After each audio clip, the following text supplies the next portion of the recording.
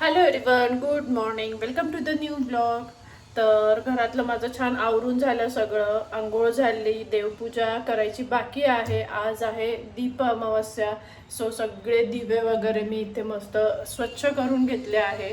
अजून कणकेचे दिवे बनवायचे माझे बाकी आहेत, पण म्हटलं पहिले हे जे घरातले दिवे समई वगैरे आहे ते स्वच्छ करून घ्यावे. ते सुकेपर्यंत मग कणकेचे दिवे वगैरे करून घेता येईल. तर अशी माझी एक एक तयारी चालू आहे. तर असे इथे मी हे दिवा, समई, तांब्या, लोटा वगैरे जे काय आहे देवघरातलं ते सगळं क्लीन करून असं ठेवलं आहे ड्राय होण्यासाठी. हा तुळशी जवळचा दिवा आहे. खूप असे काही माझ्याकडे दिवे नाही आहे, कारण मी फार काही घेत नाही. त्यामुळे जे आहे ते हेच आहेत, समई आणि दिवा. एक आहे अजून, तो मला आता तुम्हाला दाखवताना आठवलं, जो गिफ्ट मिळाला होता तो एक काढते मी आणि छान मस्त पूजा वगैरे करून घेते. आता उद्यापासून श्रावण लागणार आहे. सो आज छान देवपूजा वगैरे करून उद्यापासून श्रावणाची सुरुवात होणार आहे. चला तर मग. आणि बाहेर भरपूर पाऊस चालू आहे. सकाळपासून कंटिन्यू पाऊस आहे. मला ॲक्च्युली 1-2 कामं आहेत, ती करायला बाहेर जायचं आहे, पण पाऊस बिलकुलही थांबत नाही आहे. बघूया आता केव्हा माझी कामं होतं काय. एक डिझाईन प्रिंटला दिलं आहे, ज्याचा मला बोर्ड बनवून द्यायचा आहे आज वास्तुशांतीचा. सो त्यासाठी मला जायचं आहे, बट कंटिन्यू पाऊस चालू आहे, त्यामुळे मला जाणं पण होत नाही आहे. बघूया आता, जेव्हा पाऊस थांबेल तेव्हा मी ते काम करणार आहे. आणि अजून 1-2 कामं आहेत, सो ती पण करायची आहेत. चला, तुम्ही ब्लॉग कंटिन्यू करा. रोज तर आपण देवपूजा ही करतच असतो, पण काही स्पेशल दिवस असला, काही सणवार असले की ती पूजा करण्यात आणखी वेगळाच उत्साह असतो. तर त्याचसाठी मी आज भरपूर फुलं वगैरे घेऊन आली होती, पाकळ्या घेऊन आली होती आणि छान असं देवघरात सजवून घेतलं होतं. 2-3 फुलं होती जास्वंदाची, ती पण मी तोडून घेतली होती, झाडाला आलेली होती ती. रोज तर मी काय जास्वंदाचं झाडाचं फूल तोडत नाही, बट आज पूजा करायची होती तर म्हटलं चला आणायचे. 2 फुलं आलेलीच आहे, तर ती पण फुलं मी मस्त आज पूजेमध्ये ॲड केली. छान असं पाकळ्यांनी देवघर सजवून घेतलं होतं आणि भरपूर अशी झेंडूची फुलं पण आणली होती देवासाठी आणि मस्त अशी देवपूजा करून घेतली होती मी आज. आणि कणकेचे दिवे पण एकदम छान वाटत होते. देवघर आज अगदी प्रसन्न वाटत होतं.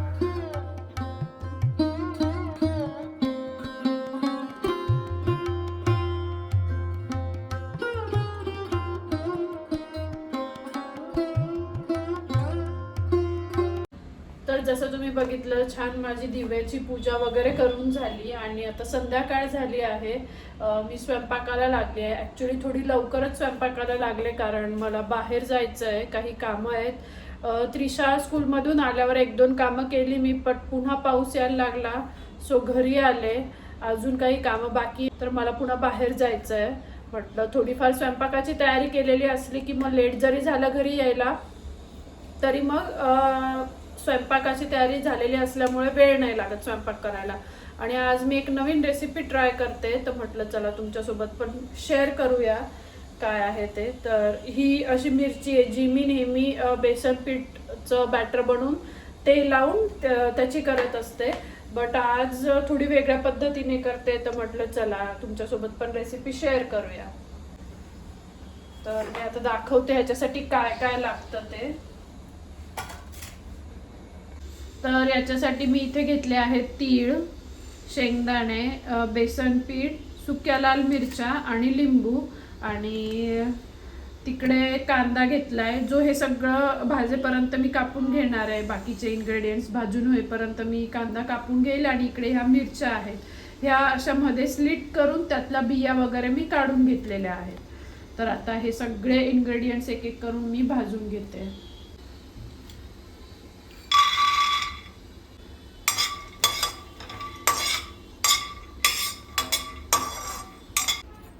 तर व्यवस्थित असे आपले हे शेंगदाणे भाजून झाले आहेत. आता हे मी काढून घेते. त्यानंतर यामध्ये आता आपण तीळ ॲड करून घेऊया.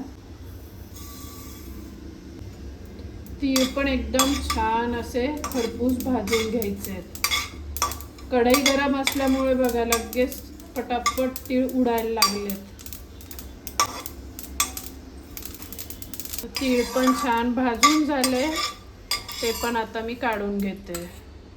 तीळ भाजून झाले, त्यानंतर आता आपण ह्या सुक्या लाल मिरच्या भाजून घेऊ. खूप तिखट नाही आहे या, म्हणून मी एक 6 ते 7 अशा मिरच्या घेतल्या आहे. तुम्ही तुमच्या आवडीप्रमाणे आणि तुम्हाला जितकं तिखट आवडत असेल त्या प्रमाणात घेऊ शकता. बाकी नंतर पण लाल तिखट मसाले वगैरे हे ॲड करणार आहे, सो त्या हिशोबाने सुक्या लाल मिरच्या पण घ्यायच्या. तर मिरच्या पण आपल्या छान भाजून झाल्या आहेत. आता ह्या काढून घेते मी आणि मग याच कढईमध्ये आता आपण बेसन पीठ भाजून घेऊया. बेसन पिठाने बाइंडिंग एकदम छान येणार आहे, म्हणून आपण बेसन पीठ घालतोय. खूप नाही घेतलंय, 1-2 ते 2.5 असे छोटे चमचे असतात पोह्याचे, ते 2-2.5 चमचे असं घेतलंय मी. तर हे पण मस्त लालसर होईपर्यंत भाजून घ्यायचं. बेसन पण मस्त भाजून झालं, एकदम छान कलर आलाय. आता हे पण काढून घ्यायचं आपल्याला आणि सगळे इन्ग्रेडियंट्स थंड होऊ द्यायचे आणि थंड झाल्यानंतर आपल्याला ते मिक्सरमधून ग्राइंड करून घ्यायचं आहे. तर आता मी हे काढून घेते. तर अशा प्रकारे मी इथे हे बघा, शेंगदाणे, तीळ, सुक्या लाल मिरच्या आणि लसूण, मग अशी लसूण माझं दाखवायचा राहून गेला होता, लसूण हे सगळं असं ग्राइंड करून घेतलेलं आहे. आता ह्या सगळ्याचं आपल्याला एक सारण बनवून घ्यायचं आहे. बेसन पीठ वगैरे आणि बाकी मसाले घालून तुम्हाला दाखवते ते कसं करते मी ते. तर ग्राइंड केलेले जे इन्ग्रेडियंट्स होते, शेंगदाणे, तीळ, लसूण वगैरे, ते सगळं एका ताटामध्ये काढून घेतलं. त्यानंतर जे बेसन पीठ आपण भाजून घेतलं होतं ते पण त्यात ॲड करून घेतलं आणि बारीक चिरलेला कांदा होता तो पण ॲड केला, कोथिंबीर ॲड केली आणि त्यानंतर आपल्या मसाल्याच्या डब्यामधले जे मसाले असतात, हळद, लाल तिखट, घरगुती मसाला आणि मीठ, हे सगळं ॲड करून घेतलं आणि 1 लिंबूच्या आसपास असा मी लिंबू स्क्वीज करून घेतला होता. तुम्ही तुमच्या आवडीप्रमाणे करून घेऊ शकता, बट मी 1 लिंबू असा स्क्वीज करून घेतला होता आणि खूप छान टेस्ट येते. लिंबाने खूप जास्त छान टेस्ट येते आणि तुम्ही बघू शकता लिंबू बऱ्यापैकी ॲड केलेला असल्यामुळे त्याला असं एकदम प्रॉपर असं बाइंडिंग येत होतं. ओलसरपणा आलेला होता, त्यामुळे ते स्टफिंग करायला एकदम इझी जात होतं. इथे मी मिरच्या स्लिट करून त्यातल्या बिया वगैरे काढून घेतल्या होत्या आणि जे आपण सारण बनवून घेतलं होतं ते थोडंसं लिंबामुळे ओलं झालेलं होतं, त्यामुळे ते स्टफिंग एकदम इझिली होत होतं. असं ड्राय नव्हतं, त्यामुळे पटकन ते स्टफ करता आलं मला मिरचीमध्ये आणि छान एकदम प्रॉपर असं ते आत जात होतं. भरपूर असं सारण घालायचं जेणेकरून टेस्ट एकदम मस्त येते आणि खूप मोठी स्लिट नाही करायची. सारण आपल्याला बाहेर नाही आलं पाहिजे ही काळजी घ्यायची आहे, त्यामुळे आत घातलं की ते वरतून पुन्हा मिरची थोडीशी अशी हलक्या हाताने दाबून घ्यायची आणि जिथे स्लिट केलं आहे ते थोडंसं पॅक करण्याचा प्रयत्न करायचा. तर अशा प्रकारे हे सगळं अशा प्रकारे ह्या सगळ्या मिरच्या मी इथे रेडी करून घेतलेल्या आहे आणि कढईमध्ये तेल गरम व्हायला ठेवायचं. थोडीशी पसरट अशीच कढई घ्यायची किंवा पॅन घ्यायचा, जेणेकरून मिरच्या व्यवस्थित आपल्याला फ्राय करून घेता येतील. आणि इथे मी हे मस्टर्ड ऑइल घेतलेलं आहे. शक्यतो आम्ही आजकाल मस्टर्ड ऑइल किंवा मग घाण्याचं तेल हेच यूज करतो, तर तेच मी इथे घेतलेलं आहे. मी मागे पण एका व्हिडिओमध्ये सांगितलं होतं की मस्टर्ड ऑइल जर तुम्ही यूज करत असाल तर पहिले ते प्रॉपर असं गरम होऊ द्यायचं, त्याचा वास निघून जातो आणि मग आपल्याला फोडणी वगैरे जे काही द्यायचं असेल ते करायचं. तर इथे तेल गरम झाल्यावर मी मिरच्या ठेवून घेतल्या आणि तुम्ही बघू शकता 5 मिनिटानंतर त्या छान शिजतात आणि ज्या बाजूने त्या शिजल्या आहे त्या बाजूने ते आता पलटी करून घ्यायच्या. जी बाजू झाली आहे ती बाजू आता वरच्या बाजूला करून ती मिरची पलटी करून घ्यायची. 5 मिनिटामध्ये छान होतात, एक बाजू अशी छान होऊन जाते. सो बघू शकता तुम्ही ज्या बाजूला होत्या त्या खाली त्या बाजूने मिरची पूर्णपणे शिजून गेलेली आहे आणि हळूहळू करून त्या पलटी करून घ्यायच्या, कारण स्टफिंग आहे ते बाहेर नाही आलं पाहिजे ही काळजी घ्यायची. अगदी थोडंफार असं स्टफिंग बाहेर येणारच आहे, तेवढं कन्सिडरेबल आहे. बट जितकी काळजी घेऊन आपल्याला हे करता येतील त्या पद्धतीने करायचं. आणि बघू शकता जी बाजू खाली होती ती बाजू पूर्णपणे शिजल्या गेली आहे. अगदी 5 मिनटात होऊन जातं, फार वेळ नाही लागत. आणि पलटी करून घेतल्यावर पुन्हा 5 मिनटं झाकण घालून ठेवायचं आणि एक 10 मिनटामध्ये ह्या मिरच्या मस्त तयार होऊन जातात. अशा आपल्या ह्या मिरच्या इथे बनवून तयार झालेल्या आहे. एकदम टेम्पटिंग दिसत आहे आणि पूर्ण घरात छान सुगंध दरवळतोय त्याचा. मस्त झालं. आता बघूया टेस्ट कशी होते ते. एकीकडे मी इकडे कढी करून घेतली आहे. आता कणिक भिजवून ठेवते. मग बाहेरून माझी कामं करून मी आले की मग एकीकडे भात लावून देणार आणि एकीकडे पोळ्या करणार. असा ऑलमोस्ट माझा स्वयंपाक बनवून तयार झालेला आहे.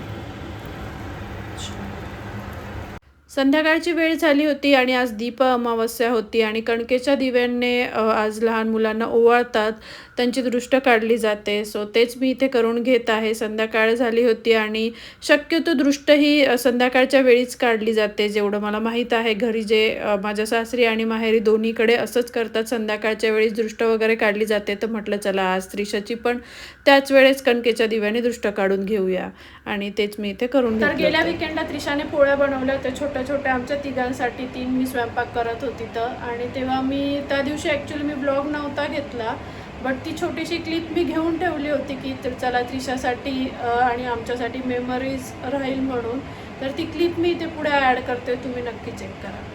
वीकेंड होता आणि त्रिशा तिचा टॉईज बॉक्स आवरत होती तर तिला हे तिचं छोटंसं पोळपाट लाटणं भेटलं. तर तिचं होतं की आज मी तुझ्यासोबत पोळ्या करणार आहे. मी तिला 1 पोळी करू देणार होती, बट तिने आमच्या तिघांसाठी 3 पोळ्या बनवल्या होत्या.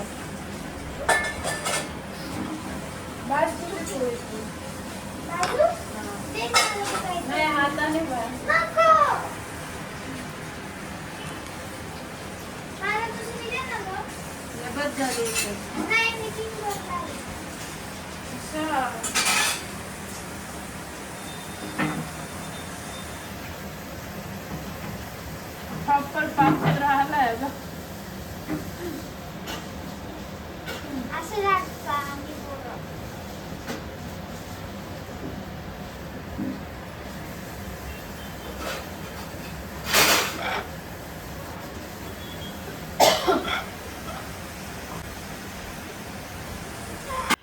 तर अशा छानशा तिघांसाठी 3 पोळ्या तिने आज बनवल्या होत्या आणि खरंच एकदम मस्त झाल्या होत्या. ती माझं बघून बघून करत होती. प्रॉपर तेल लावून उंडा वगैरे करणं हे सगळं करून तिने छान अशा आमच्या तिघांसाठी पोळ्या बनवून घेतल्या होत्या आज.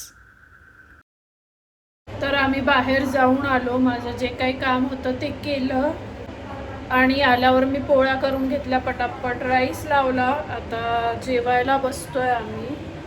मी तुम्हाला दाखवते आता कशा झाल्या मिरच्या ते. राजेशना पहिले देते, बघूया त्यांची रिॲक्शन. त्रिशा सर दरवाजा बंद कर. हे बघा असं ताट बनवून इथे रेडी आहे. चला पहिले राजेशना देते. आवाज कमी करता का? बापरे. नवीन प्रकारची मिरची बनवली आज. नेहमी ती पीठ लावूनच करतो ना आपण. भरलेली. तुला घे जेवायला. तुझं ताट बनवलंय बघ. कशी आहे? खरंच का? गरम आहे. कढी आत्ताच गरम केली. छान आहे. ओके चलो आता आम्ही पण बसतो जेवायला. तर जेवण वगैरे झालं. माझं किचनमधलं सगळं आवरून झालं आणि मिरच्या एकदम मस्त टेस्टी झाल्या होत्या. आम्हाला तिघांना पण खूप जास्त आवडला आणि त्यात लिंबू पिळला होता बऱ्यापैकी. सो त्यामुळे एकदम मस्त अशी टँगी स्पायसी टेस्ट येत होती त्या मिरचीला आणि खूप छान वाटलं ही रेसिपी मला.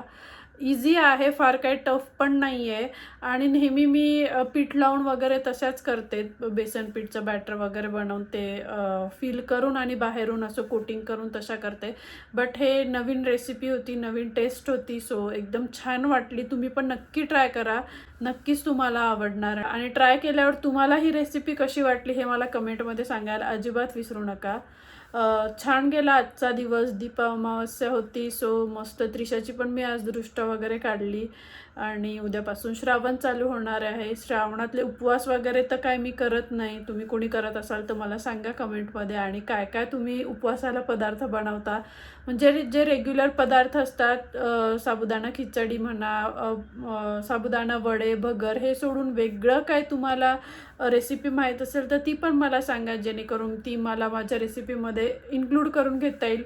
मोस्टली मी साबुदाणा खिचडी वगैरे हे ब्रेकफास्टला करत असते, कारण त्रिशाला आणि राजेशना दोघांना पण साबुदाणा खिचडी खूप जास्त आवडते. सो उपवास असा माझा कधी नसतो. आषाढी एकादशी आणि शिवरात्री वगैरे हे 2-3च मेन जे उपवास असतात तेच मी करते. बट नाश्त्याला वगैरे असं मी साबुदाणा खिचडी करत असते, किंवा मग भाजणीचं थालीपीठ वगैरे, उपवासाच्या भाजणीचं थालीपीठ वगैरे हे पण मी करत असते नाश्त्याला. सो तशीच काहीशी जर तुमची काही रेसिपी असेल जी तुम्ही उपवासाला करत असाल आणि वेगळी काही असेल तर मला कमेंटमध्ये नक्की सांगा, जेणेकरून मी माझ्या ब्रेकफास्टमध्ये इन्क्लूड करून घेईल.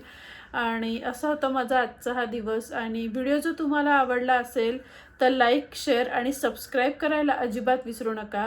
आणि माझं इंस्टाग्राम पेज जर तुम्ही अजून फॉलो केलं नसेल तर ते पण नक्की फॉलो करा. ते पण याच नावाने आहे, नेहाज डेली डायरी या नावाने. सो ते पण नक्की फॉलो करा. आणि हाईप करायला पण अजिबात विसरू नका. व्हिडिओ हाईप नक्की करा. चला तर मग भेटूया पुढच्या अशाच छानशा ब्लॉगमध्ये. तोपर्यंत खुश राहा, काळजी घ्या. बाय.